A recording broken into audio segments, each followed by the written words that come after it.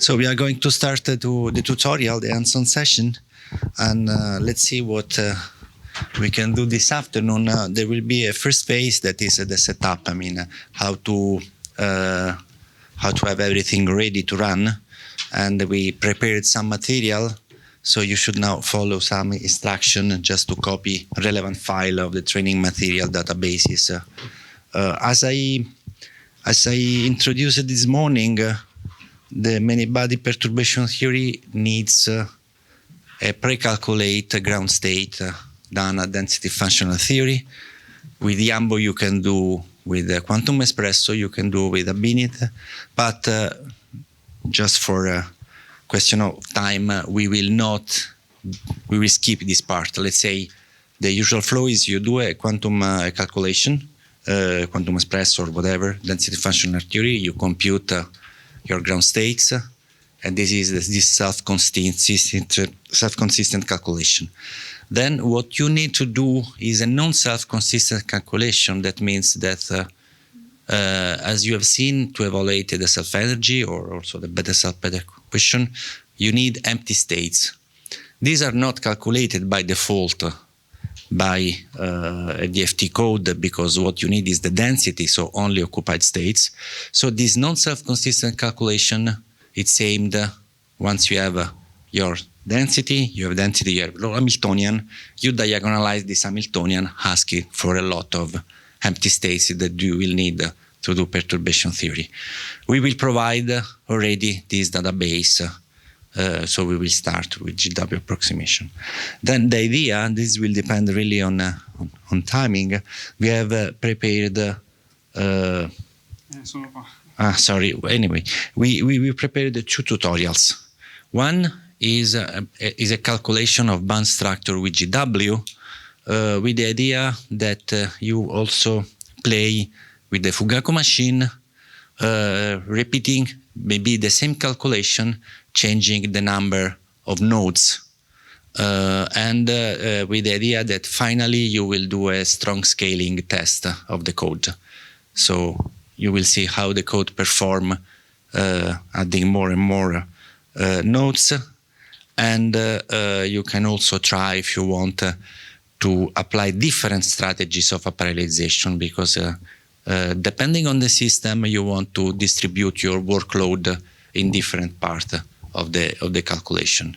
For instance, very common distribution is on the k-point grid, but in case you have molecules, so just gamma point, you don't want to parallelize, because on k-points you can parallelize on bands that should be summed up, or on the reciprocal lattice vectors and so on. The second tutorial is instead on optical properties, so calculation of exciton. Both of the tutorial are on molybdenum disulfide. We choose 2D materials that has a technological relevance. And in this second tutorial, you will go step by step calculating the absorption spectrum. So you will recognize the excitons, and then the excitonic Hamiltonian, you can try different way to solve the excitonic problem. So to the different solver of the matrix. So just one note: the DSC tutorial, the second one, is not finished. Yeah. Okay, that is Start with it's usual story. Yeah. Yeah, but I announced that you will end up, so we have to prepare it, also in analyzing the exciton and see if I put an hole in this part of the material, which is the probability to find an electron in real space or in reciprocal space. So I leave to Fulvio to guide you through to first introductory part. So we have this page at that address, and here you can find the COBE 2026. That is the material we have prepared for this tutorial. I will put it in the Slack. Yeah. So it's basically Yambo code.github.io. Yeah, but it's okay. It's not so difficult to get that. Okay. So I'll wait a little bit so that you get on this page. In principle, you should follow this page to set up your user directory on Fugaku and to retrieve the files that you need to start the tutorial. And now I'll wait a little bit that you go there, and then I will describe the operations, but it's all written.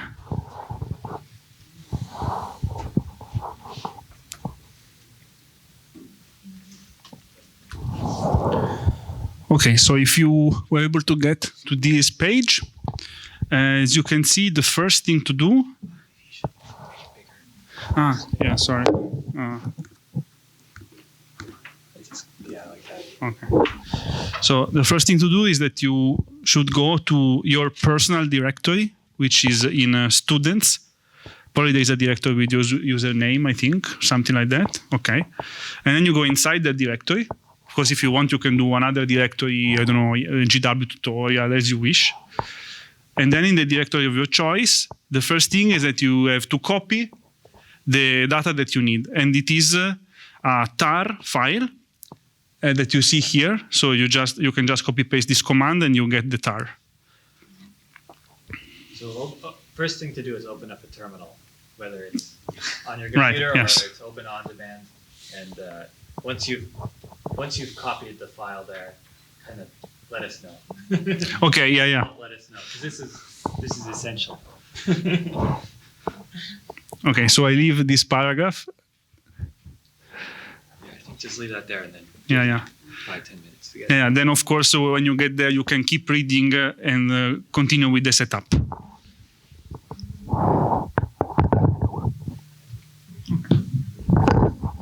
So of course you can go at your own pace. You don't have to follow me, but just for the sake of clarity, I will go to the next part.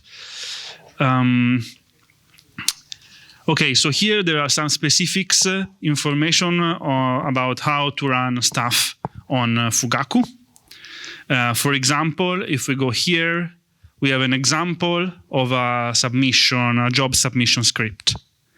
You see we have all the instruction to the scheduler. So for example, in this case, we are running on one node and we are asking for 4 MPI tasks in this node for our calculation. So how many CPUs are in the node? 48. That means that all the rest, so 12, because 12 times 4 will be 48, are used as OpenMP threads. And this is basically exported in this line. Why we do this hybrid parallelization in this way for MPI task and 12 threads? Because it works best on Fugaku for Yambo. Okay, so for the tutorial, this will be more or less the idea. So it will be run mostly in this setup, let's say. Even when you need to do the parallel scaling tests, we will still keep 4 CPUs per node, and then we will increase the number of nodes up to a maximum of 12, and to do this test. So we'll go 4 by 4 by increasing the number of nodes. Then we have to load the compilation of Yambo that we are using for this tutorial, which is this one. And this is the line that you can also copy if you go to an interactive node and you want to run Yambo interactively. And then here the running part. So in Fugaku, you have to use MPI exec for the parallel run. Okay, then the significance of these labels, -F, -J, -C, will be explained when you run the tutorial. So now I don't dwell on that too much. I don't know if you already used Fugaku or not, but in any case, to submit with this scheduler is pj sub. And then to check the status of your job is pj stat. Then for the tutorials, we will use, for just plotting figures, we will use very simple scripts, but will be both Python and GNU-plot. And for this, you go to the interactive dashboard and you load the virtual desktop. And this will be just the steps for plotting the figures. Okay, so keep in mind all these information while you run, because then when we click on the tutorial will be agnostic. There will not be references to Fugaku explicitly. This you have to know from this page. Okay. So now I click on this and I wait like 5 minutes. Okay, so I start describing a little bit how to start a Yambo calculation. Again, you can go at your own pace, so don't have to follow me for sure. So you know that we have to start from a DFT simulation, right? And in this case, we have used the Quantum Espresso to run a DFT calculation of molybdenum disulfide. And we have the Quantum Espresso save files with all the results from the DFT simulation. For you to view it, it is in this directory inside the tar that you have extracted. So in principle, if you're using Yambo on yourself, you should run the interface between Yambo and, in this case, Quantum Espresso in order to convert the databases of DFT into a format that Yambo can read. You can try if you want. There are some links to additional tutorials to do that. But my suggestion is, for now, not doing it because we have already done it. And so if you go into the 01 directory, GW first run, you already find a save folder. And this is the crucial, is the basic folder of Yambo. So it has all the databases converted from the DFT that Yambo can read and load. Okay. So what is included in this save folder? First of all, you have databases with the crystal lattice information, such as symmetries, number of atoms, type of lattice, and so on, and also reciprocal space, number of K points, and these things. Information of the particular type of pseudo potential that was used for the DFT Consham calculation, and most importantly, you have the electron energies computed in DFT and the electron wave functions. So these are the building blocks. So this is the starting point of perturbation theory, right?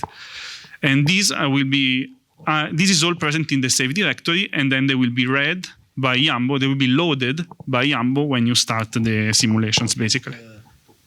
To add information, these files, all this information are not human readable. They are so you can convert in human readable using these other commands, but all the relevant calculation will be mirrored in every report file that the Yambo produce. So, yeah. I mean, the best way to inspect, I mean, when you will do the first run is to inspect the report file, and you will find which database Yambo has. Yeah, we will see this in the next points.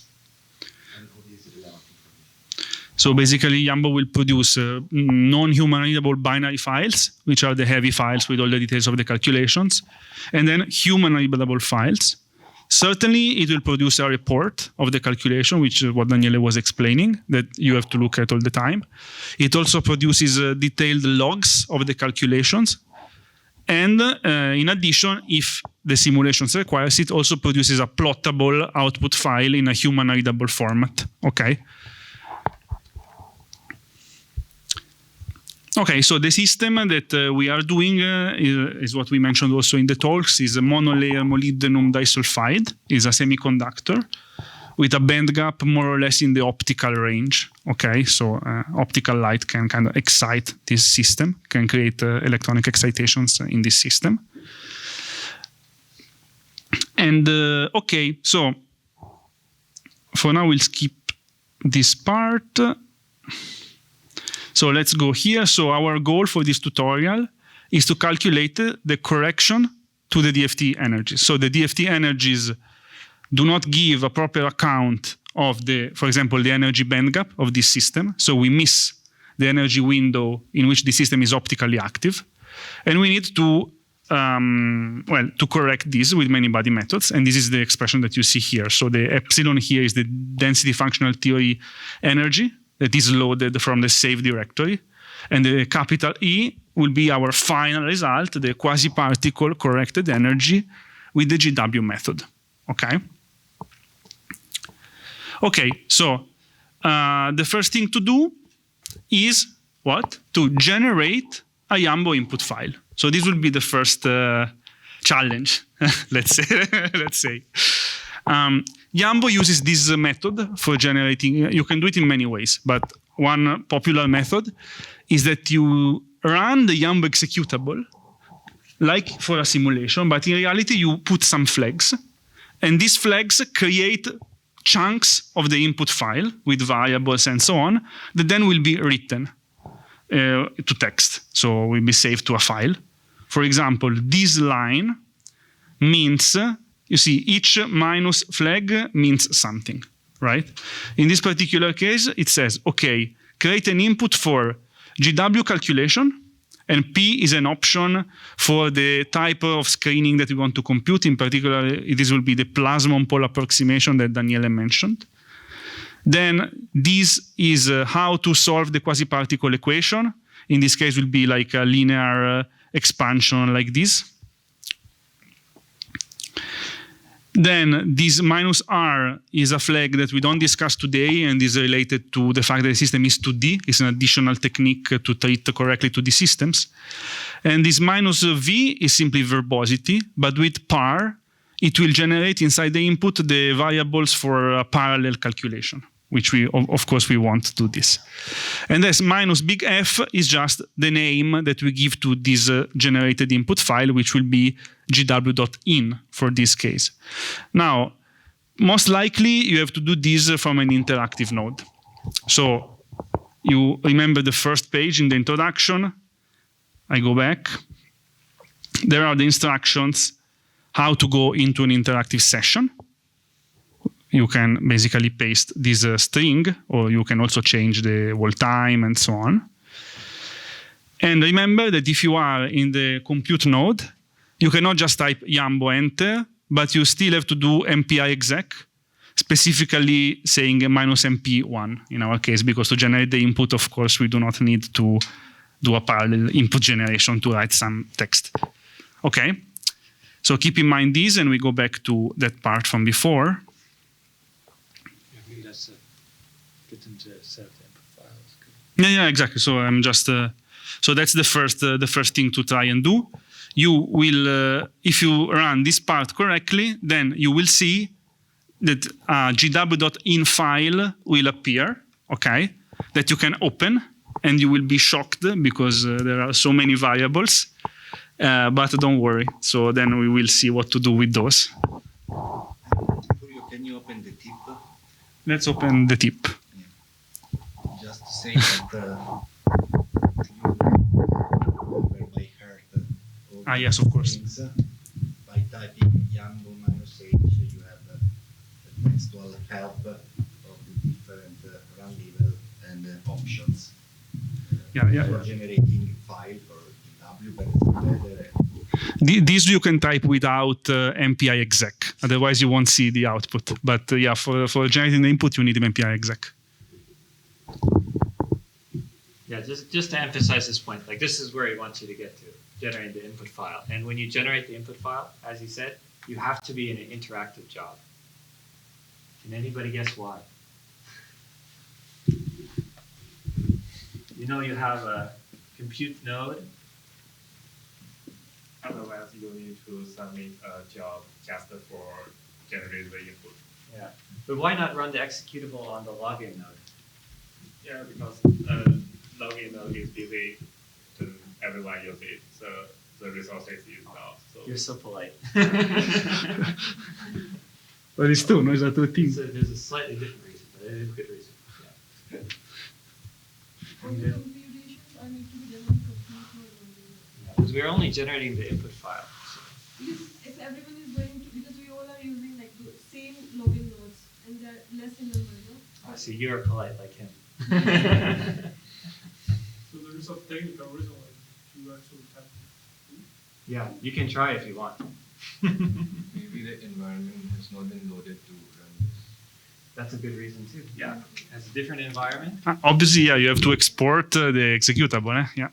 but it's also something slightly different, even if you set up the same environment. And that is because the login node is x86. okay. And this is ARM.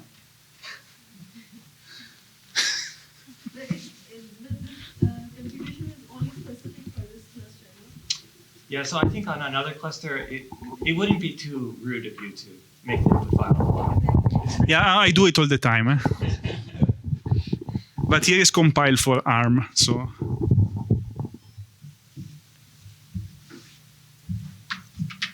even in another clusters, before doing that, have a talk with administrators. If you submit by mistake because you run Yambo without the flags, it's bad.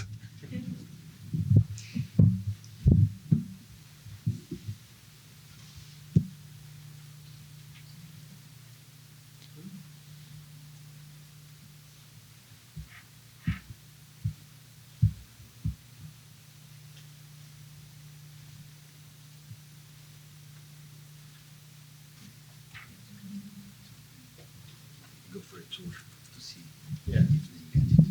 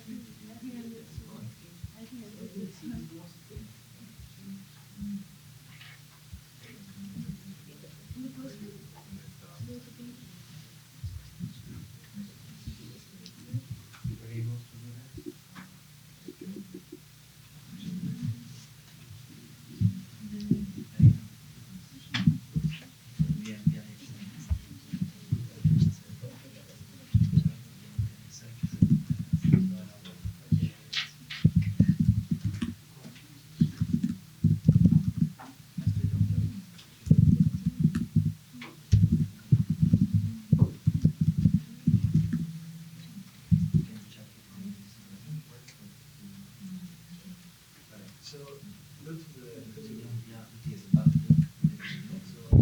go back one page.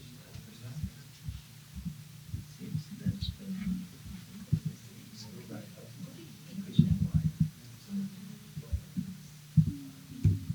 So of course you want to do this. Actually, this has to be run. This is what you can have. So that you can have access. That's good. So Fulvio, I think some people were struggling a bit because they export the path, but then they start the interactive. Yeah, you need to Right. export again. You need to export. So maybe good to explain. Here's why we're exporting on the path. You want to say something about this? Can you just go to it? I go back. Yeah.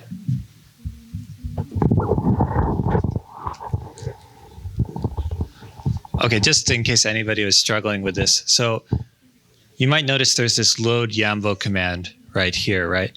So on a Linux machine, you have a variable called path, which tells you where your programs are. And so if we have a special program for you, we're suggesting just update the path to say it's in the material science one in bin_fg. In fact, if you look in that directory, you can see the Yambo executable. So in order to use it, it's necessary to modify the path so the computer knows where to look. And you should run this command after doing the interactive job. So first you would open the interactive session, then you would run this command to export the path. And you'll see the same thing when you go down to the JavaScript file. You know, when you actually submit a job, we have this exact same command in there, just so it knows where Yambo is. Don't forget that You see the running jobs and the pending jobs. So. Okay, and by the way, we have a website that's publicly accessible, which shows the status of the Fugaku supercomputer. And you can see the running jobs right here. All of these jobs right now, more than about 5,000 jobs. And I hope there's 14 which are coming from here. Actually, I think here's the interactive one. So maybe you can, I don't know if you click on it if it does anything, but essentially the blue ones should be there. Oh, perfect. Oh, it's spiking up. I think you guys are contributing.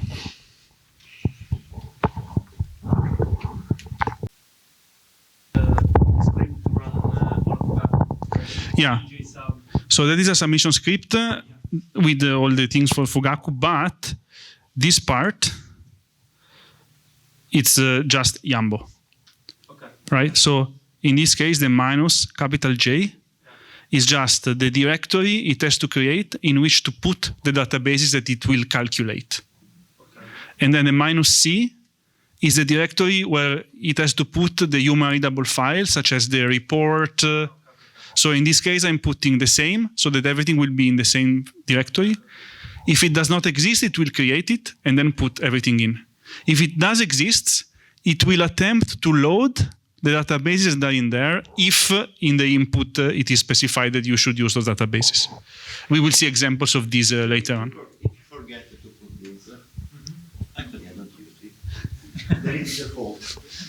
And every database you produce is put in the same directory, and all the report output files that are in the current directory. Yeah. So This is very useful I mean, because if you need to parse anything, you know which Yambo reads by default, everything is inside the executives, and everything it is in the directory you indicate with minus Q. It's very nice to organize your calculation. Yeah, of course. Everything Want to do nice. this like dash NP, see how many MPIs we use. But actually, when we request Fugaku like this, the interactive one, or with the JavaScript. So all of you were able to generate this GW.in file. So I can do MPI exec, and then you do one, or you just read it out. okay, maybe in 1 minute I can continue with the next and chunk. remove.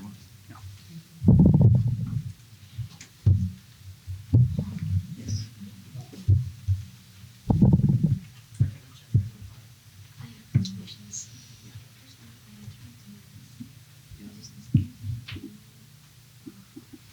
One. I mean, now you want to just the input file.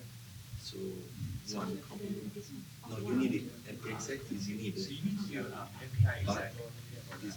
this task will be just one. Yeah. And then the rest of it kind of should be. Because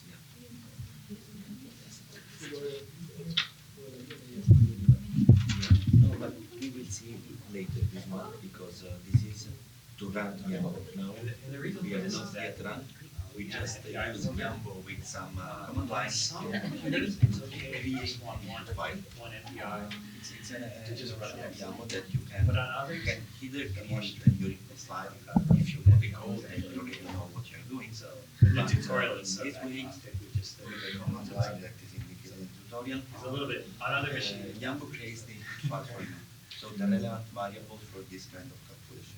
You can try to do Yambo minus you have an help and gives you the possible options for the calculation you can do and which are the variables. Actually, they're getting there. You think I can Input already files. go to the next, or I wait a bit? But no, but Maybe wait you have until he's to finished have it. all the command line indicated in the tutorial. So if you go to tutorial, yeah. No. Let's stay in this number. And then, now we are doing the GW calculation. And as you see, we need the input file. We need this.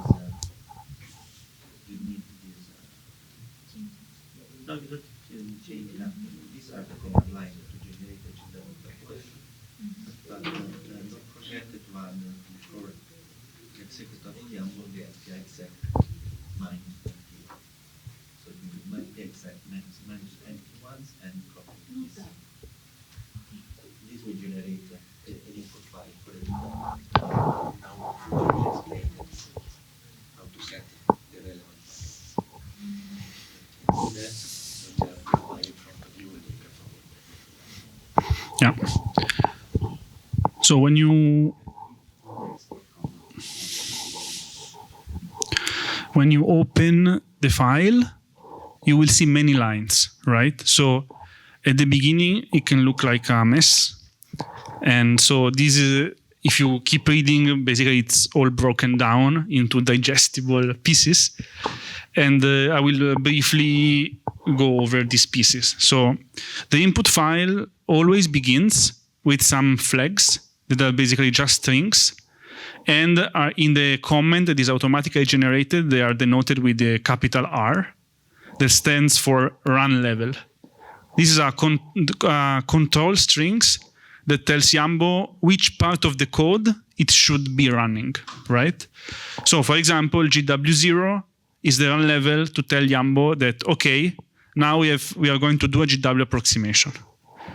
And for example, PPA, which means plasmon pole approximation, is the run level to tell Yambo, okay, when it's time to compute the response function, go into the plasmon pole driver, let's say, go into the plasmon pole routines and compute with that approximation, right? And so on and so forth for the various other run levels, okay?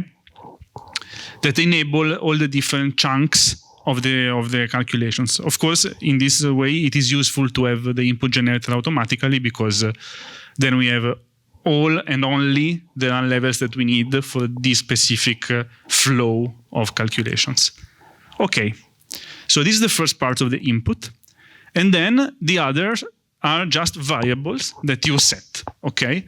And according to their tag that you see here in square brackets, they are related to different pieces of the calculations that we want to do. For example, and let's go directly here to the response function as an example. So these are the variables, the minimal number of variables that govern how the response function, the epsilon minus 1 GG prime Q omega, should be calculated, right? And the first just tells you the level of approximation that we wanted. In particular, for historical and physical reasons, Hartree means the so-called RPA approximation. So, maybe if you can point also to the cheat sheet. Yes, I will do this. Thank you. Yes. Then, for example, the second variable, Benz RNXP, X is for chi, is the amount of bands, the amount of electronic states that you are going to include in your calculation of the epsilon minus 1. Here, 1300 is the value that is read from the DFT calculation. So it means that in DFT, we calculated 300 states. It is not the value that we will use. We will change this right, later. These NG blocks means instead is related to the summation in G space of the G vectors. And this is a cutoff. And then you have to set also this cutoff, and so on and so forth. If you want to connect these variables to a formula, okay, the formula, for example, in this case of the epsilon minus 1, you can do it. If you go here in the See Also section, there is a link to a list of PDF slides that are the Yambo cheat sheet. Let's try to click it.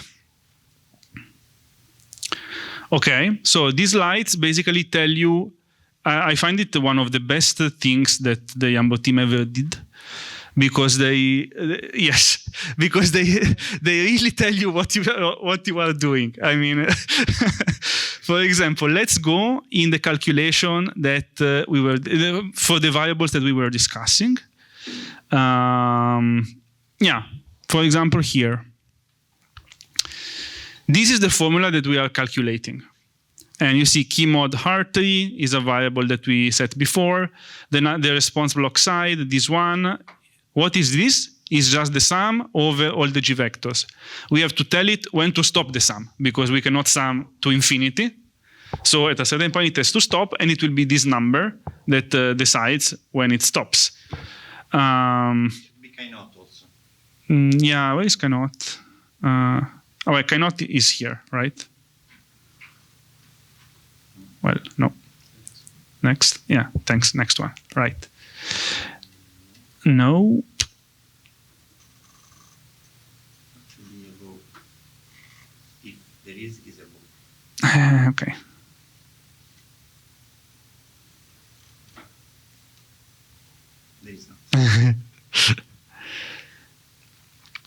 Okay, but you see here, so for example, the bands, what is the bands is the sum over empty and occupied states. Also these you cannot sum to infinity, you have a finite number calculated.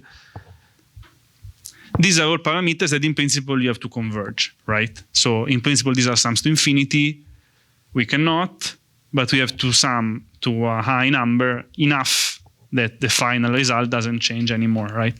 Of course, for this tutorial, we are not going to do convergence tests. It's a typical thing that you want to automatize, no? With some flows, with some ways to automatize this type of convergence, the bothersome convergence tests, right? Okay, so, and here then you have all the other formulas. So if we want to go to the self-energy, the self-energy is divided into pieces, okay? So there is the exchange self-energy, the one that does not depend, does not have the frequency integration that Daniele explained before. And also that one has its own set of variables. In particular, for example, you see this one tells you how many states you need to compute these matrix elements on. And so the first two lines, this is explained then in the text of the tutorial, are the number of k points that we are including. And the second two lines are the number of band indices that we are including, and so on. So this is the other part of the self-energy, the one that has the frequency integration that you see here. And again, inside here we have epsilon minus 1, which is controlled by the other set of variables, right? But this formula is also controlled by its own set of variables that, for example, again, are how many bands we include, and so on, okay? All of these, if we go back to the tutorial, you see them all explained here. No? You see again the range for the correlation self-energy, the Coulomb interaction. This is related to the fact that we are using a 2D system. So this has to be put, but we don't discuss about it so much. But you can read about it if you want. And okay, and then finally we have another set of variables, which are these ones, that are the variables to control the parallelization of the various segments of the code, okay? As we have said, we are calculating different things, and these different things can be parallelized in different ways. So, for example, the x represents the response function, the epsilon minus 1 or chi, as we discussed. And this is parallelized in a certain way over certain channels, let's say. Then there is the calculation of the dipole matrix elements. There's its own type of parallelization. And finally, the parallelization of the loops of the self-energy, okay? And so far, for this first run, we are not going to set anything here because this first run will be serial. It's a very small system, will be done in 1 minute. But then the next step will be instead to play with these parameters and increase and increase and increase the parallelization spread and see how the code scales with that, right? So after you generated the input and took a look at it, then it's time to do a first run. So to do this first run, okay, in principle, if you are still in the interactive node, you could indeed submit it in the interactive node. MPI exec minus MP1 Yambo, and you give the command. But first, you need to change the variables. Otherwise, it will never finish. So first of all, go here, and this is the input you generated, except the parts in color are the values at which you have to set the important variables for this calculation. So for example, you see that the epsilon minus 1, we compute not with 300 bands, which is very expensive for a serial calculation, but with 20 bands, right? We include these 3 lines about 2D materials. We change here the polarization of the electric field. Okay, this is not so important at the moment. Here, okay, again, not 300 bands, but 20. And most importantly, how many bands, how many energies we correct? Only 2. We correct only the energies of the band gap, the minimum fundamental band gap of the system. If you read more carefully than I'm doing the text, it will instruct you how to find the minimum band gap of the system. And you will find that it corresponds to the k point number 7 of this particular grid of k points. So here we put starting k point 7, final k point 7, because we are doing 1 k point only. And you will see that the maximum occupied valence band is the number 13, and the minimum unoccupied conduction band is the number 14. And here you only want to compute those two, so we put 13 and 14, right? You go from 13 to 14, you compute 2. So basically we are correcting only the band gap value. Of course, it will not be the correct correction, right? Because we are doing a badly numerically unconverged simulation here in serial.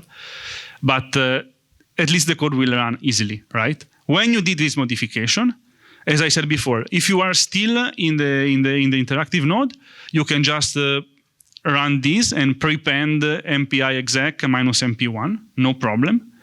Or you can exit the interactive node, and then you can inspect the job script that is provided.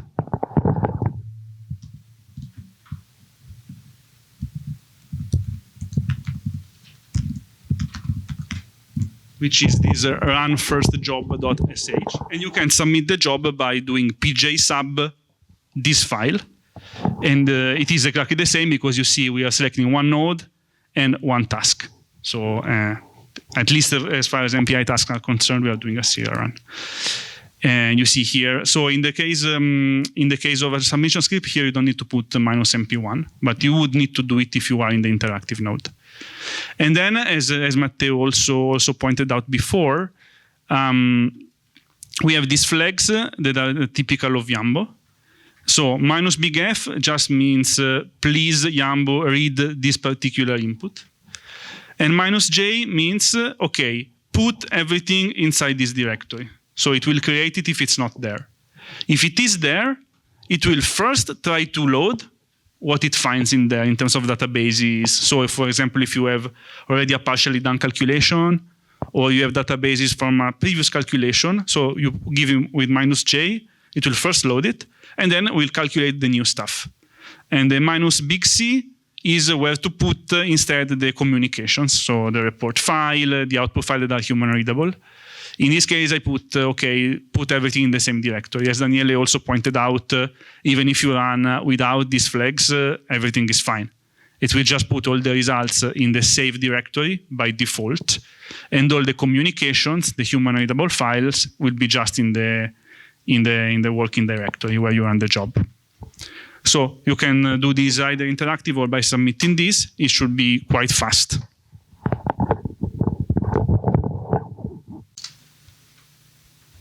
It's almost done.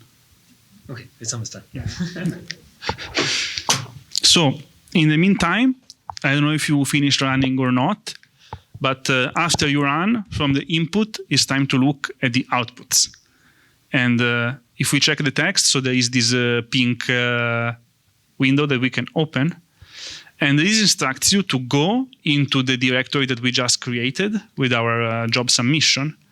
And you will see there is always an R-blah, blah, blah file. This is the report. And in the report, you see there are all the steps of the calculations with some information that, depending on how the run went, can be relevant to you or not. So you have to kind of go to the report and look for what you want to look for.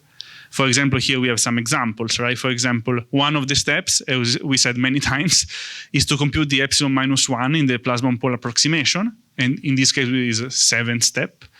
And one information we have, okay, that this database, ndb.pp, has been written. And this database and all its fragments will contain the epsilon minus 1, for example. And then it goes to the GW part. In the GW part, you see it prints some information, so how many bands, which states we are correcting, and so on. But if the calculation ended properly, there will be not only the report file, R-, there will also be an output file, O-, and should be this one, .qp. QP, what is? Quasi-particle. It means quasi-particles, and it contains the results, okay? In this case, if we have it and we open it, you will see several columns. So each row gives you the k-point index and the band that we are correcting, first of all. Then you have the original DFT energy. So for example, this is the original top valence band DFT energy okay, it is rigidly shifted to 0. So the top of the valence automatically is to 0. And then we have the next column, we have the correction, the GW correction that we calculated to this energy. And as you see, in the case of holes or of valence electron, the correction is negative. So it opens the band gap by reducing the energy with respect to the DFT value. Then if we go to band 14, that, as we checked before, is the bottom conduction band, we have the DFT energy, which is 1.85 or 86, which means that the band gap is 1.86 in a DFT calculation. But in reality, then we have the correction, which is pretty sizable, and then the new band gap will be the sum of the DFT value plus the corrections. Of course, this is not the correct band gap, okay? But it is a band gap. And if you want to do all the sums automatically from command line, you can basically copy-paste these commands, and basically we'll sum all the values and we'll give you the updated GW band gap for this calculation. The bottom line is you find all this information in this output file, which is the one that you can look at.